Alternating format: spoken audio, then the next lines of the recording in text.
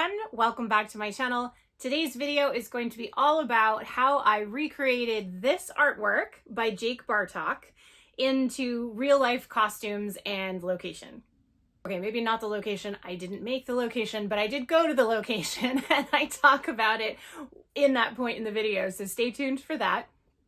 Back in February of 2025, Jake Bartok, who is an amazing artist who is known for doing mashups of like Star Wars characters with, you know, medieval looks or Lord of the Rings characters mashed up that way. He's famous for that kind of stuff, and I've been following him for years.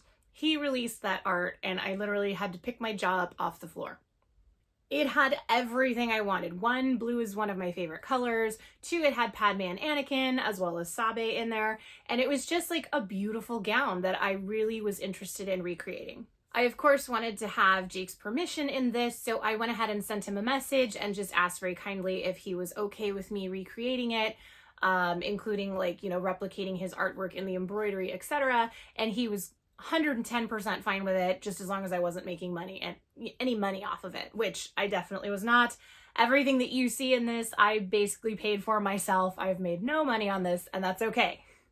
If you are watching just for a certain section, feel free to check the description box. I'll have timestamps for where everything is within the video. So if you're just interested in, for example, how I made the belt, you can click to that. If you're interested in how I made Anakin's robe, you can click to that, and so on. I started this build in February, pretty much the day after Jake dropped the artwork, and I finished it on April 3rd, literally the day before we shot everything, by finishing Sabé's costume for my friend to wear. Without further ado, let's go ahead and get started on my Jake Bartok artwork in real life build. So let's break down what it is I'm going to need. Padme wears snoods similar to ones from her picnic look. She also has a necklace like what she wears in this outfit, as well as the buckle from her pilot disguise and the armbands from her packing disguise. She also has the Japor snippet necklace and a circlet, which kind of looks like Galadriel's. Anakin is wearing his episode 2 robe in the artwork, and he's also got this really cool sword hilt that I'm going to need to figure out. Okay, this is the fabric I'm going to be using. That's the matte side. That's the shiny. So we'll see. But I think it's perfect. So the camera isn't picking this up very well, but it is like a cornflower blue, which I think will be perfect for that collar area Padme has in the artwork. So yeah, stoked. I was able to find these both at Joann's.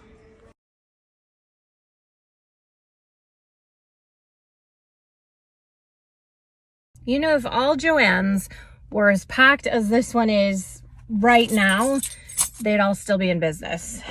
Anyway, I had ordered the blue satin that I showed earlier and went in to pick it up.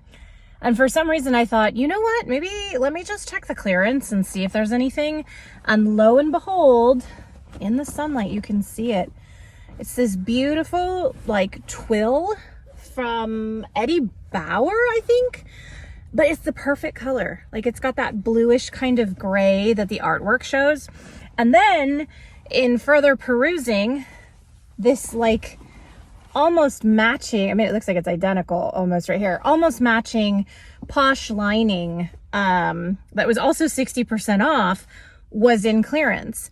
So basically, I'm a little bit short. This was 5 yards and I would have preferred 6, but since I have this, I can kind of make up for it. I think I have everything I need now to make the Padme artwork, and it cost me less than $60. Oh, but I did, it might have fallen. Oh, here it is. I did notice she's got like a ribbon side lacing thing happening. So I got this to kind of go with it, but it's really close. And if you look at the artwork, it's much lighter. So I am stoked, you guys. Like, this is going to be something that I'm going to wear several times already, I can tell. The snoods have already been shipped from AliExpress, so hopefully I'll get them in the week or so, and I can throw these in the wash right now to get them ready for when I actually start patterning.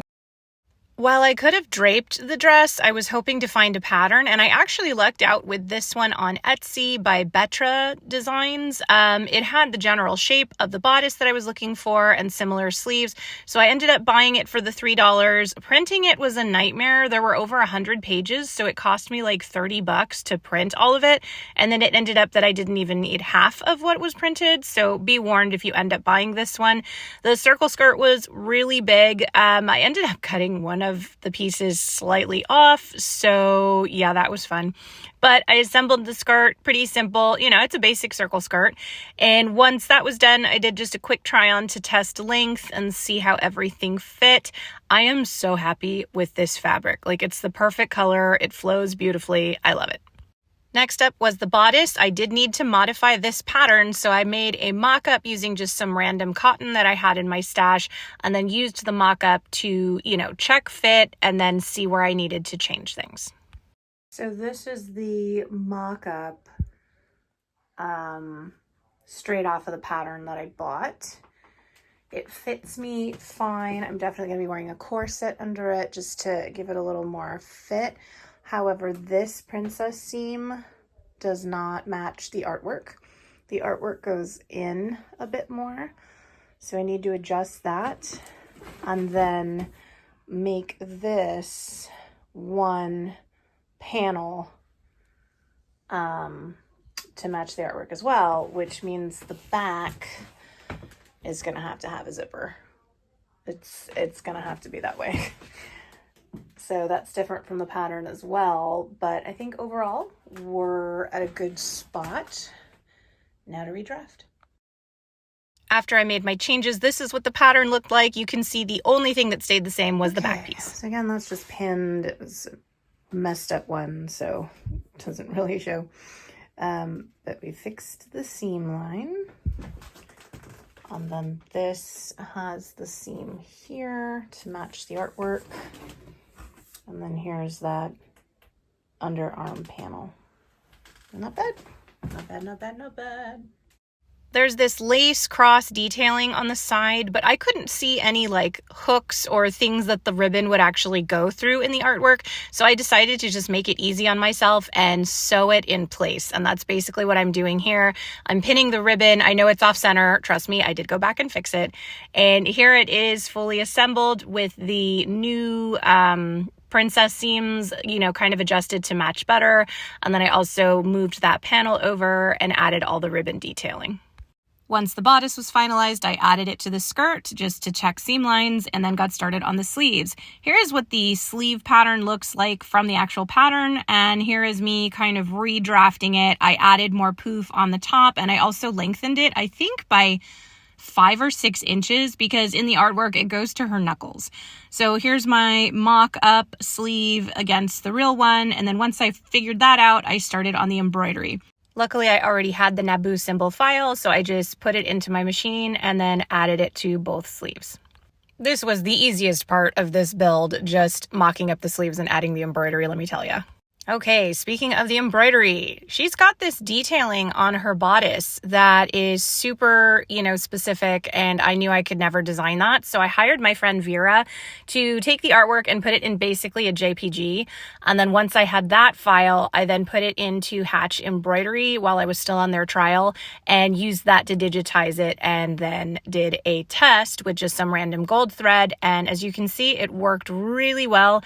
I'm supremely happy with how well the machine was able to read the file. This took about 35 minutes to embroider the whole thing, but here is the finished test. As you can see, it looks great. I love how it looked on the gold and white, honestly, but it was to be silver. So I put in my metallic silver thread that I got at Joann's and then put it on my actual fabric that I was using for the dress itself. And it's a kind of a upholstery suede. And here is the finished embroidery. It looks so good. Okay, time for me to move on to the belt. So I actually have Padme's pilot disguise costume, as you can see here. So I had the buckle in a 3D print, but then I ended up buying a metal version later. So I lucked out and I was able to just use this and repurpose it for this costume. I also had this leather that I got at Mood, I want to say almost a year ago. It's not perfect because obviously it's white on the back, but I figured I could cut out 2 pieces and just sew them together because they were the perfect color. To figure out how to cut out and, get the correct length, I just took this piece of string, tied it around my natural waist twice, and then kind of looped it in front. You can see here I'm figuring out like how long it needs to be to dangle down from my natural waist, but also down towards, the lower area, and just took that measurement and then measured it with measuring tape. How many times can I say measure in a minute? And I took my measuring tape to figure out how long it actually needed to be to go around my waist twice and then down to mid-thigh. I think it ended up being like 103. I probably say it right here. I think that's what I did. Yeah, 104. Oh, 104 inches. And here is the leather cut out. It was pretty easy to cut because it's like a fashion leather, like for jackets and things. It's not like a belt leather, but it worked for this purpose.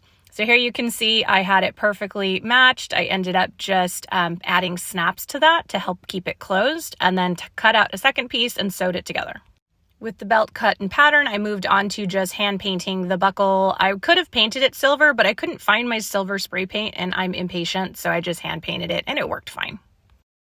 And here is the finished belt. I'm really pleased with how well this came together. I know it's twisted there. I did fix it.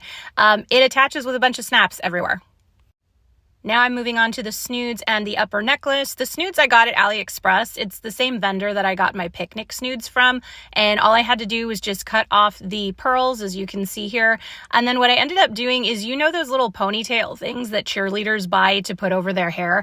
I bought 2 of those on Amazon, snipped it so it was one just long hair piece, and then stuffed them into the snoods. They fit perfectly and give it just the right amount of, bulk without being too crazy. And the curls give it a nice, just makes it look a little more natural against my wig. But that's all I did for these. I think the snoods were like $2 and that included shipping. Then it was on to the necklace. I bought this file on Etsy and had my friend Matt print it out for me. And he said there were lots of issues. I don't remember off the top of my head everything that he said. I know the main thing is that these pieces are not numbered. Like, you're not told which one goes in the first slot and the second slot and so on. So he kind of figured out a way to print in, like left 1, left 2, left 3, etc. And then I was able to follow that. I did some simple sanding. They feel like rubber. I know it's not rubber that he printed it with, but it's some similar material. I'll probably ask him and then put it in the description box.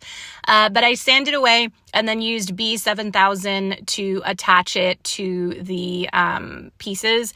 This necklace is weird. It's not the fault of the designer. It's a weird necklace. I don't know quite how Padme's in the movie is put on. But anyway, that's the front piece.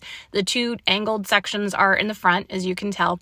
We did end up having to size the pattern up a bit because it would have been too small at the size that you get it right when you buy it.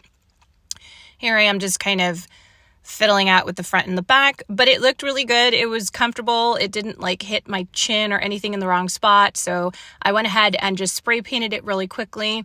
To kind of close it, I was struggling. I had been told that this magnetic tape thing would work by my friend Matt. So I bought some on Amazon, cut it out, as you can see here, sanded, and then glued the magnets, and it wasn't strong enough. It wasn't staying. I would put it on and then it would pop open on one side. My hair was keeping it in place, but honestly, if the hair wasn't there, it would have just completely fallen off. And this was really frustrating me because this is such a centerpiece of the costume. So I did keep with the magnets for a while to kind of just puzzle out what it was I was going to do. And what I ended up doing was I sewed one side closed with just gray thread so that it would not move. I completely removed these magnets, by the way. They weren't working, so I took them off. And I added Velcro, and Velcro worked. So one side is sewn shut and the other side just has Velcro, so it's easy for me to take it on and off. And yes, I know the paint job isn't super perfect. There's some spots there. I did go back and fix it, I promise. I don't think I actually got footage of me adding the Velcro. This is still the magnets. The magnets worked, but I would not by any means recommend it. But here you go. There's the necklace. The armbands I lucked out on in that I already had them because I have Padme's packing gown. So the problem was I couldn't figure out how to keep them in place. You know, that you put them up and they're just going to fall. So what I ended up doing was cutting elastic to my arm measurement, actually slightly smaller, and then sewed it to the inside to keep them in place.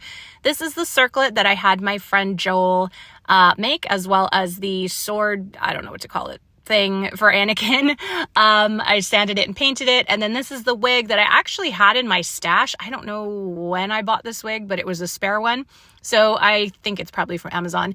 And here I am just styling it. We can't see the back, so I was kind of just playing it by ear.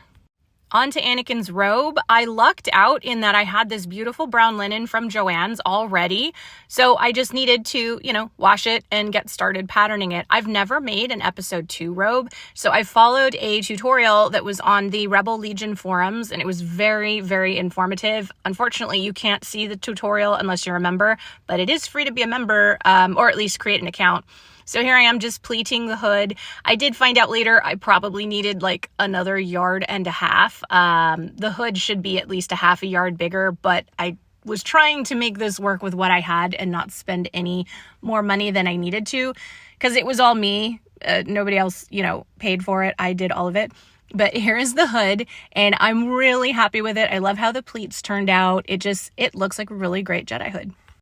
With the hood done, I then went ahead and started just assembling the entire robe, and here it is mostly assembled for the main section. I was short of fabric, so there is a piece at the bottom that is just pieced, but you know what? Piecing is period, even in a galaxy far, far away.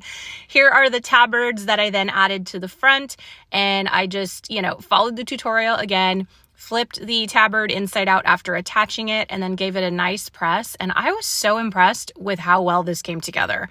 Obviously, iron everything, make sure your seams are nice and crisp. And here is the finished robe. I love it. Owen is a bit taller than me. I think he's like 6'1" and I'm 5'8", so it hit him perfectly. On me, it hits at my ankles, but it's fine. And this one's a little tricky. I think what I'm gonna do is add some straps to the robe itself, kind of like backpack straps, so that it stays in place. Otherwise, it just keeps falling back and it doesn't stay where it needs to. I have a feeling that's probably what they did in the movies too. But yeah, check it out, you guys. Like, I'm seriously obsessed, and I'm glad that I made it because this is mine. I can let other people borrow it, obviously, but it's mine, and I love it. Yeah, so because I'm crazy, I'm going to try and make the handmade that's behind Padme in the artwork, but I can't spend any more money. I'm legitimately tapped out for this project. So I just went through my fabric stash and just grabbed a ton of red fabric, and I'm going to see what I can make with it. But first, because it's been in storage, I need to wash it. I think this will work great. It's kind of the perfect color, but we'll see. But yeah, I have a 1.5 days, actually less than a day to do this. Wish me luck. Because you can't see the detailing super well on the dress, I'm just using this pattern that was already in my stash. I'm making this for my friend Veva to wear. She and I are roughly the same size, although she's a bit smaller than me. We are the same height. I couldn't see the embroidery detail that well on the artwork, so I just decided to use the same file that I used for Padme for Sabé. And here I am just using some metallic brownish red thread to add it to the dress. It went on great, and then I started cutting out the rest of the pieces. I did realize she's got piping in the princess seams, so I cut out some extra fabric just to make the piping, and it installed beautifully. I'm so happy with it. And here I am just kind of assembling the dress. I did lengthen the sleeves by about 5 inches so it would have that nice poof. Here's the obi. What I ended up doing for that was sewing these hooks to the inside of the obi that the tabard would then attach to. I didn't follow a pattern for the capelet. I just cut a 9-inch full circle and, put a drawstring. This is left over from my Padme refugee costume build, and I basically just used the exact same cowl pattern to make this one. I really had no money for this costume, so I was using what was in my stash, and this is leftover red linen that I used when I was selling Cobb Vanth scarves on Etsy, and I had about 2.5 yards left, which was just enough. Here I am just assembling everything together. I used my Cricut to cut out a Naboo symbol and then just ironed it on. I wanted to embroider it, but I didn't have a file that was big enough. In the artwork, I estimated it was probably about 6 inches wide, and I think the biggest my Naboo symbol was like 2.5 inches. So that's why it is what it is. I just ironed it on, but then it didn't quite look right. So I decided to add some paint and shade around the emblem to give it a little more depth. And that worked really well, surprisingly well, actually. Here I am just mixing some paints together and then adding it. I'm not an artist. Everything I learn, I just kind of, chalk it up to the next project. I did a lot of painting for my Lucy Gray costume, but this one was not nearly as difficult as that. And again, I'm just shading. It's nothing too crazy, and it's, just a small detail. And here you can see the tabard attached to the obi. It came out really well. I would have liked it to be a little bit wider, but I didn't have enough fabric, so it is what it is. And here you can see the hook and bars that just attach to it, so I could actually wear the obi on its own if I felt like it. The hood thing that goes over the cowl, I had trouble figuring out what to do with that, and I also didn't have much fabric left. So what I ended up doing was cutting just kind of like a curved front, hemming it, and then cutting the back to almost hang back like a triangle. And then these are the gauntlets. I could tell in the artwork that they were there, but I couldn't tell if they were attached or not, so I chose to just make them separately. The black belt is just a placeholder for now. It's all I had. And with that done, I decided to kind of try it on. Obviously, it's made to my measurements, but like I said, Veva and I are roughly the same size, so I knew it would fit her. If it was a little loose, the obi could take it in, so it looked great. On a side note, if you're looking for just a fun princessy type, pattern that's not too difficult to put together, I recommend this pattern. It runs true to size. I actually cut this at a size 22, which according to the pattern measurements was going to be about 2 inches too small for me. And I was okay with that, again, because Veva was going to wear it. But honestly, look at that. It fits me perfectly and it wasn't too tight. So, if you're going to use the pattern, just bear in mind. With the dress on, I then added the gauntlets. It's almost impossible to put these on properly and tie like a bow and everything just on your own. So I'm probably going to ask someone when and if I ever wear this to tie them for me.